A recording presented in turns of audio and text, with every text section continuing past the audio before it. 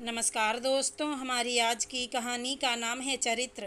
देख रही हो मम्मी, कैसे इसके चेहरे पर चमक दिन ब दिन बढ़ती जा रही है। सुमित यहाँ नहीं रहता, फिर भी कितना सज संवर कर रहती है। पता नहीं किसके साथ नैन मटक्का चलता है। ऑफिस जाकर गरिमा जैसे ही नहाकर बाहर आई तो उसे देखकर उसकी ननद बरखा अपनी माँ से बोली, मम्मी जी, दीदी, आप दोनों यहाँ, कुछ काम था। गरिमा ने सास ननद को अपने कमरे में बैठा देखा तो पूछा, हाँ, मैं कहने आई थी कि आज तुम ऑफिस से छुट्टी ले लो, बरखा के ससुराल वाले आने वाले हैं। प्रतिमा जी बोली, मम्मी जी, आप कल बता देती तो मैं ऑफिस में फ़ोन कर देती, लेकिन अब इस समय मैं फ़ोन करूँगी तो बॉस चिल्लाएंगे।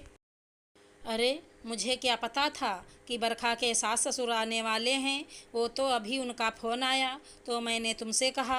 अब मेहमान ये थोड़े ही ना सोचते हैं कि बहू नौकरी करती है तो हम उसकी छुट्टी के दिन ही जाएं। मम्मी जी, वो नहीं सोचते तो आप तो कह सकती थी। अब मैं क्या कहकर छुट्टी लूँगी?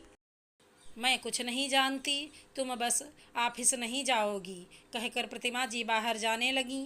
मम्मी जी, मैं हाफ डे करके आ जाऊंगी, लेकिन ऐसे मैं छुट्टी नहीं ले सकती। अपनी बात को दृढ़ शब्दों में कहकर गरिमा तैयार होने चली गई। देख लिया मम्मी, ज़रूर इसका कुछ ना कुछ चल रहा है, वरना आपके कहने पर भी ऑफिस की छुट्टी ना ले, ये हो ही नहीं सकता। सुमित यहाँ रहता नहीं तो किसके लिए इतना सजना संवरना। पति घर में हो तो सब चलता है, अब किसे दिखाना। बेटी की बात सुनकर प्रतिमा जी का गुस्सा सातवें आसमान पर पहुँच रहा था। सुमित और गरिमा की सरकारी नौकरी थी, लेकिन पोस्टिंग अलग अलग शहरों में थी। गरिमा ने भी सुमित के शहर में ट्रांसफ़र के लिए एप्लीकेशन दे रखी थी। तब तक वो अपनी ससुराल में ही रह रही थी। सुमित एक हफ्ते बाद घर आया तो प्रतिमा जी ने उसे अपने कमरे में बुला लिया। बेटा, मुझे तो बहू के लक्षण ठीक नहीं लगते। हर समय सजी सवरी रहती है, जिसका पति साथ ना रहता हो उसका चेहरा तो बुझा बुझा रहता है, लेकिन ये महारानी तो जैसे और ज़्यादा निखरती जा रही हैं। ऑफिस से छुट्टी लेने के लिए कहूँ तो भी मना कर देती है। घर में कुछ भी काम हो, लेकिन इसे तो ऑफिस ज़रूर जाना है। ज़रूर ऑफिस में इसका कोई यार। बस कीजिए मम्मी जी, आपने तो मेरे चरित्र पर ही उंगली उठा दी। मुझसे इतनी जलन होगी ये मैंने सोचा नहीं था। जब प्रतिमा जी सुमित से बात कर रही थी तो गरिमा चाय नाश्ता लेकर आ गई। प्रतिमा जी भूल गई थी कि उन्होंने दरवाज़ा खुला छोड़ा है। मम्मी जी, मेरी नई नई शादी हुई है। नई शादी में तो वैसे भी हर लड़की हर समय अपने आप को खूबसूरत दिखाना चाहती है। अगर मैं हर वक्त मुंह बनाकर रहती तो शायद आपको अच्छा लगता। आपको तो खुश होना चाहिए था कि बिना पति के भी नई नवेली बहू आप लोगों के साथ खुश होकर रह रही है। मम्मी जी, चेहरे पर ग्लो दिल से खुश रहने की वजह से आता है, ना कि ब्यूटी प्रोडक्ट लगाने से।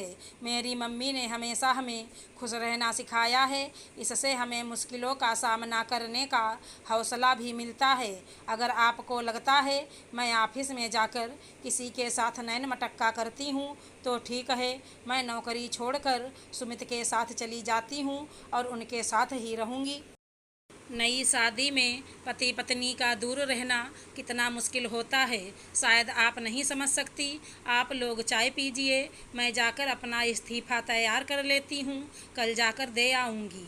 फिर मुझे सामान भी तो पैक करना है, सुमित के साथ जाना है। और गरिमा वहाँ से अपने कमरे में चली गई। देख लिया सुमित अपनी बीबी के नखरे। अरे मत करे नौकरी, हमारा भाई बहुत कमाता है। बरखा ने भी अपना सुर छोड़ दिया। दीदी, आपका दिमाग खराब हो गया है। आप तो पढ़ी लिखी हो, आपको तो समझना चाहिए एक औरत के लिए पति के बिना खुश रहना कितना मुश्किल होता है। लेकिन आप लोगों के लिए हमेशा वो अपने चेहरे पर मुस्कान चिपकाए रहती है।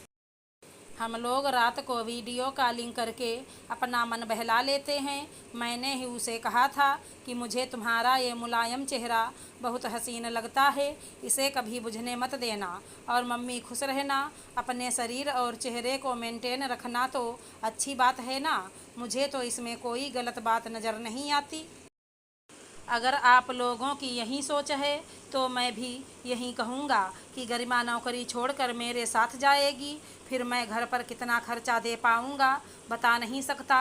मम्मी, दीदी ने खुद तो कभी कुछ किया नहीं है, इसलिए इन्हें तो हमेशा गरिमा में कमी लगेगी। ये आपको गरिमा के खिलाफ कुछ ना कुछ कहेंगी और अपने घर चली जाएंगी। यहाँ आप रह जाओगी अकेली, क्योंकि जब मन में इतनी खटास आ जाए तो बहू भी आपकी सेवा किसी भी तरह नहीं कर सकती, सुमित ने कहा और वहाँ से चला गया। प्रतिमा जी सुमित की बात सुनकर सोच में पड़ गईं। अगर बहू ने नौकरी छोड़ दी तो पैसे कहाँ से मिलेंगे, कैसे अपने शौक़ पूरे करूँगी। बेटी तो अपने घर की है और एक दिन वापस चली जाएगी, लेकिन मेरा क्या होगा। मुझे बेटे की बात माननी पड़ेगी। प्रतिमा जी ने बरखा को चुप रहने को कहा और गरिमा को समझाने चल दी। अगर हमारी कहानी पसंद आई हो तो चैनल को लाइक शेयर सब्सक्राइब करें। धन्यवाद दोस्तों।